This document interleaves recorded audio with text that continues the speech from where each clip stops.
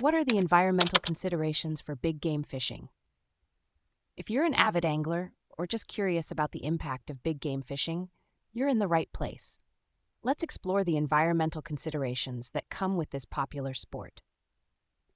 Big game fishing, whether recreational or commercial, has significant effects on the marine environment. One of the major concerns is overfishing. When too many fish are caught, it can lead to the depletion of fish stocks and disrupt the entire marine ecosystem. For instance, targeting critical species like grouper and tilefish, which are often referred to as ecosystem engineers, can have cascading effects on the entire food chain. Another critical issue is bycatch, which is the unintended capture of non-target species.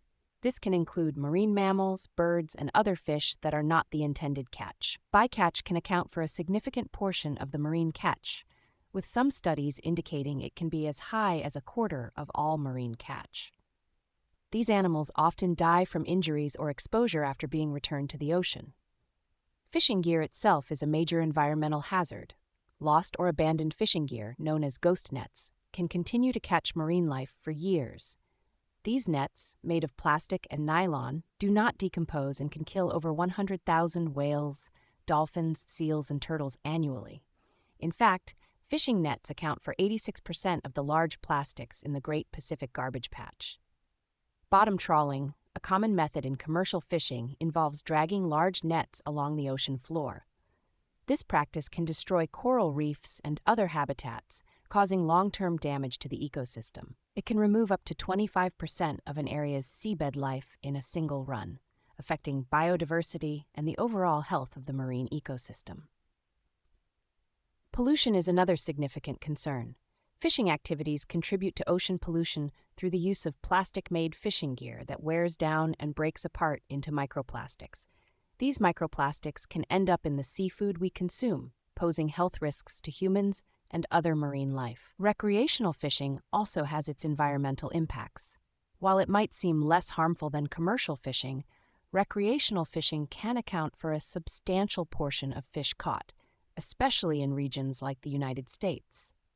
Release mortality in recreational fisheries can be as high as the impacts of bycatch in commercial fisheries, and the use of live bait and lost fishing tackle can further harm marine ecosystems. To mitigate these impacts, several strategies are being implemented. Government regulations, such as setting catch limits and protected areas, can help manage fish stocks more effectively. Removing subsidies that encourage overfishing and promoting sustainable fishing practices are also crucial. Consumer awareness and education about the environmental impacts of fishing can drive demand for more sustainably caught seafood. Catch and release fishing, when done correctly, can help reduce the negative impacts. Using species-specific guidelines and the right fishing gear can minimize fish mortality and help maintain stable fish populations. Combining catch and release fishing with biotelemetry data collection can provide valuable insights for future conservation efforts. In summary, big game fishing has far-reaching environmental implications, from overfishing and bycatch to habitat destruction and pollution. Understanding these impacts and adopting sustainable fishing practices are essential for preserving marine ecosystems for future generations.